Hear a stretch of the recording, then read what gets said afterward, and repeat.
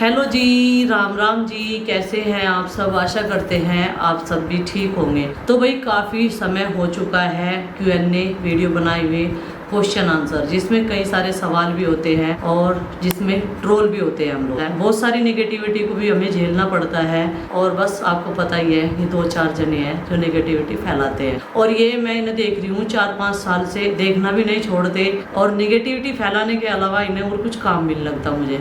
जितने भी ये ब्लॉग्स देखते होंगे उन पर सब पे ऐसे ही लिखते होंगे भाई, क्योंकि इन्हें बाल की खाल और हर किसी इंसान में अपने आप को बेहतर समझ के दूसरों में कमियां निकालना होता है। तो चलो भाई स्टार्ट करते हैं। तो आप सब ने जो है वहाँ पर पीहू को देखा, छोटी सी बच्ची जो पिंक कलर के कपड़े पहनी थी, वो कौन है?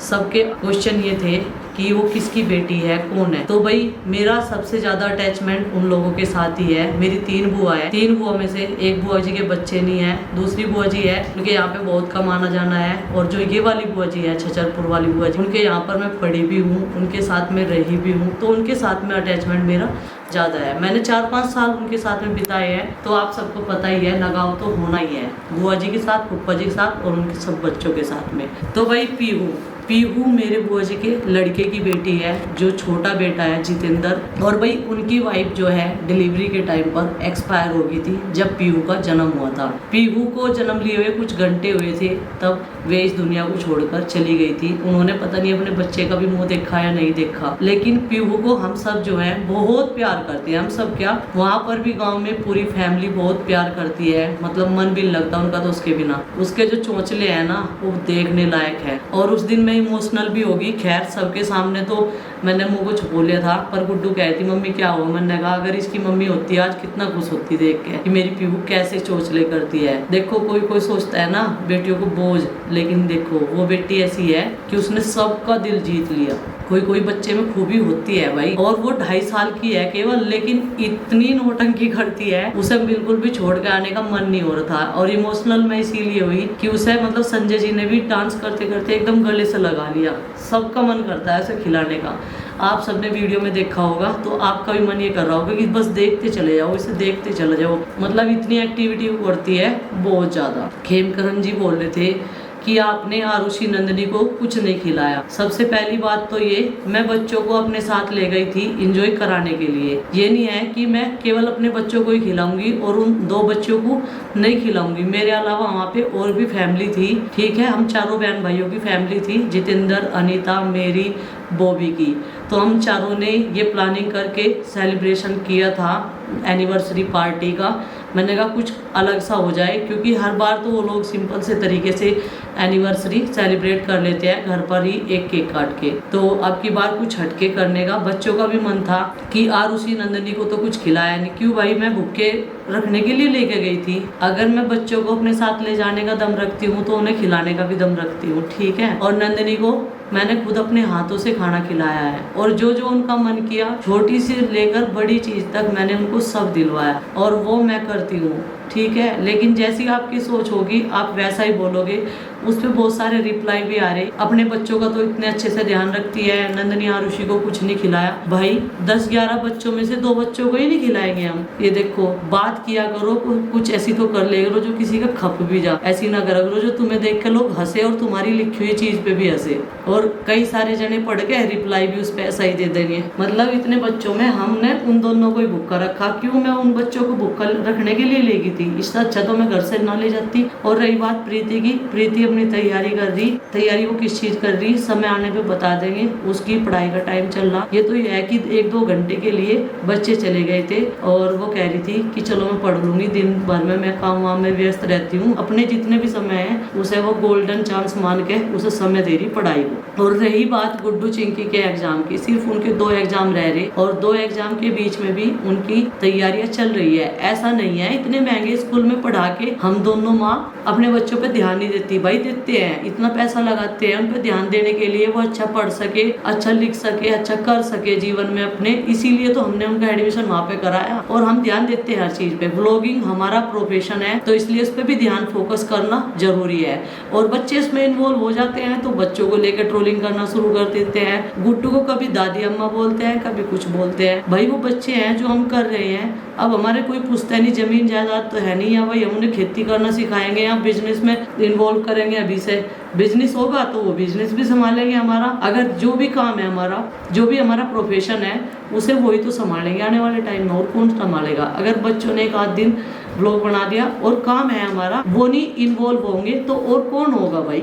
वो हमारी फैमिली है, क्योंकि पहले से ही आप लोग देख रहे हमारी फैमिली ब्लॉग आ रहे। अब गुड्डू इतनी थी जब मैंने ब्लॉगिंग शुरू की थी, अब वो इतनी होगी, आप सब भी देख रहे।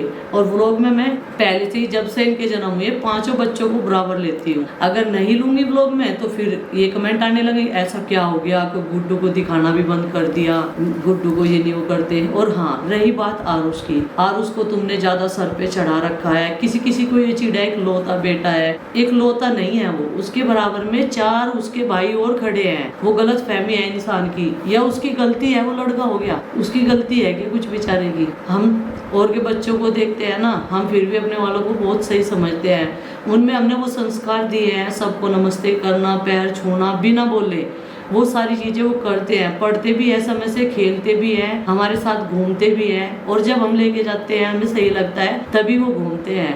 इसमें हमें किसी और की परमिशन लेने की जरूरत नहीं है। और तीसरा क्वेश्चन ये है, खैर मेरे क्वेश्चन के आंसर थोड़े लंबे होंगे। तीसरा क्वेश्चन ये है कि बॉबी ने अपने ही रिश्तेदारों को लेके गई, अपनी जेठ जेठानी के बच्चों को लेके नहीं गई। मैं बता देती हूँ, उनके रिलेशन में जो है उस दिन शादी थी, बल्कि उससे अगले दिन 11 तारीख में बॉबी हर ने वो शादी जो है अटेंड भी की है, क्योंकि उनकी मौसी के लड़के की शादी थी, जो उनकी जेठानी है उनके भांजे की। तो वहाँ पे वो शादी में पूरी फैमिली गई हुई थी, 5 जने, उनके 3 भतीजा भतीजी और जेठ जी जेठानी जी, सब लोग। बस मम्मी पापा थे घर पे और वो हमारे साथ नहीं गए। बोले कि हम लोगों को, हमारे घर में क्या है कि बड़े बुजुर्गों को बच्चों के साथ में जाके इस तरीके से एंजॉय करने में थोड़ी शर्म महसूस करते हैं। ठीक है, वो उनका अपनी सोच है, हमारी अपनी सोच है। हम बच्चों को लेके जाते हैं, एंजॉय करते हैं, और वो नहीं गए तो उसमें उनकी क्या कसूर है। और बाकी उनकी फैमिली वहाँ पे नहीं थी भाई, और वो तो बाकी अपनी मर्जी होती है। सबका परिवार अच्छे से चलता रहे और बना रहे हंसी खुशी से, सबकी फैमिलियाँ ऐसे ही हंसती मुस्कुराती रहे। एक मतलब अपने पार्टनर में से हमने ना, मतलब हमने महसूस किया है ये चीज़ अपने भाई को देख के, और वो शादी करने के लिए तैयार भी नहीं होता। बुआ जी का लड़का, 2 बच्चे हैं, बोलता है कि क्या पता, किसी का क्या कुछ विश्वास नहीं होता कौन इनकी कदर करे या ना करे, कम से कम मैं इनकी परवरिश तो कर रहा। तो हमने वो चीज़ महसूस की है। वो अपनी लाइफ में अकेला है, अभी बहुत बड़ी लाइफ पड़ी, क्योंकि वो मेरे से, बॉबी से, अनीता से सबसे छोटा है हमारे में, सारे बहन भाइयों में वो हमसे छोटा है, कई साल छोटा।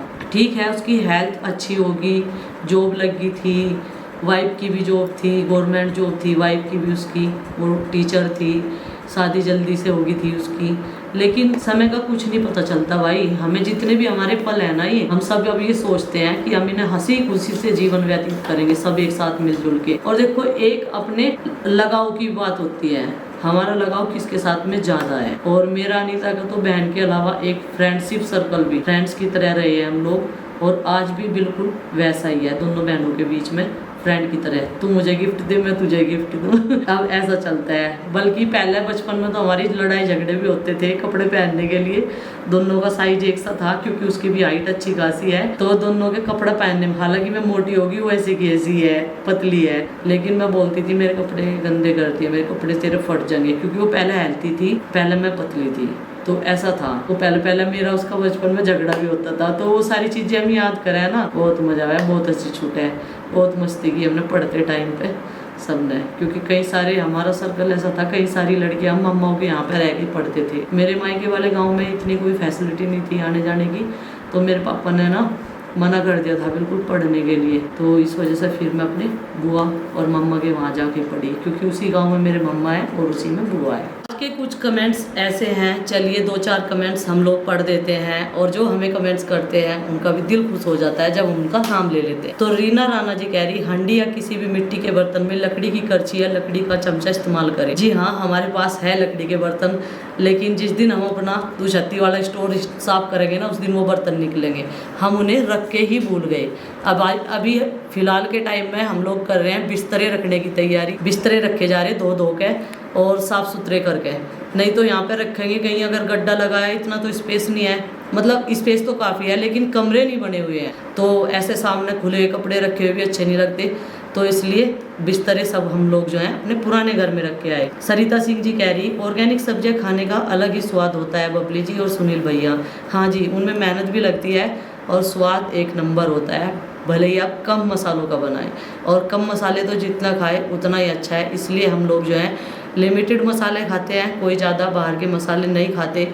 गरम मसाला, धनिया पाउडर, हल्दी पाउडर, मिर्च पाउडर, ये सारे मसाले हम लोग अपने घर पर ही बनाकर तैयार करते हैं, साबुत चीज़ें लाकर। कुसुम लता जी कह रही है Ram Ram ji Pal family, thank you ji. Lakshmi Kanwar, very nice family vlog, beautiful kitchen garden, टोकरी में सब्जी तोड़कर लाए, बहुत अच्छा लगा, थैंक यू जी। और वो टोकरी में इसी पर्पज़ से लाई थी क्योंकि कुछ अलग होना चाहिए हर बार अपने घर में और अपने किचन में, क्योंकि नई किचन जब हमारी तैयार होगी, धीरे धीरे करके एक महिला क्या करती है, चीज़ें जोड़ना शुरू कर देती है अपनी नई किचन को अच्छा दिखाने के लिए, बनाने के लिए, और उसे काम करने में भी मज़ा आता है पूरा। हर महिला की यही बात है, कमेंट करके बताना आप भी ऐसे सोचते हैं। पूजा भानु, इतने बड़े बच्चे को गोद में लेकर नहीं जाना चाहिए, आजकल कमर दर्द और पेट दर्द की बीमारियां बढ़ती जा रही हैं, लचका वगैरह भी आ जाता है। उसको खुद के पापा भी नंदनी को उठाकर नहीं लेकर जाते गोदी, लेकिन गुड्डू के पापा लेकर जाते हैं क्योंकि वो उनकी ही गोद में जाना पसंद करती है। और वो बोलते हैं, जब मैं उन्हें बोलती हूँ कि इसे पैदल जाने दो, वो कहते हैं नहीं, अभी हमारे घर का छोटा बच्चा है तो इसीलिए इसे तो गोद में उठाएंगे, जब यह बड़ी हो जाएगी तो इसे ये गोद में खुद ही नहीं आएगी। उनकी भी बात सत्य है बिल्कुल। मीना साथी, माँ जी आप साड़ी में ही प्यारे लगते हो, मुझे तो एकदम क्यूट से, मुझे भी माँ जी साड़ी में ही ज़्यादा अच्छी लगती है और इसीलिए मैं उनकी बहुत जल्दी जल्दी नई नई साड़ियाँ लाती रहती हूँ। अमिता यादव, राधे राधे जी। दीपमाला, राजमा में आलू का क्या ज़रूरत है? तो हमारे डिस्ट्रिक्ट मुजफ्फरनगर वेस्ट यूपी की तरफ जो है राजमा दाल और आलू में ही ज़्यादा बनाया जाता है, जो कि गांव में, शहर की बात नहीं करूँगी मैं, सिटी की, गांव में इस तरीके से ही बनाते हैं और इस तरीके से खाते हैं। जो हमारा कल्चर है, जैसे हमारा खान पान है, वही हम आप सबके साथ में शेयर करते हैं। खाली राजमा भी बना सकते हैं, लेकिन वो छोटा राजमा था, एक बड़ा राजमा होता है उसे खाली बना सकते हैं, लेकिन छोटा राजमा तो स्वाद उसके साथ भी लगता है आलू के या फिर दाल के, कोई सी भी दाल हो, साबुत दाल। बेबी, नंदनी के हेयर स्टाइल अच्छा बना दिया करो स्कूल जाते हुए, अभी उसके बाल जो हैं वो छोटे हैं, जब बड़े होंगे तो अच्छा हेयर स्टाइल ही बनाएंगे। संध्या जी कह रही है वेरी नाइस बैग जी, ब्लैंकेट्स, लेकिन वो वाले ब्लैंकेट्स जो हैं वो उसमें फिट नहीं हो पाए, उसके अकॉर्डिंग जो हैं 50 सेंटीमीटर वाले बैग भी छोटे पड़ गए भाई, क्योंकि वो डबल प्लाई के कंबल हैं, हमने ऐसे धसा के जो घुसा के भरे हैं ना।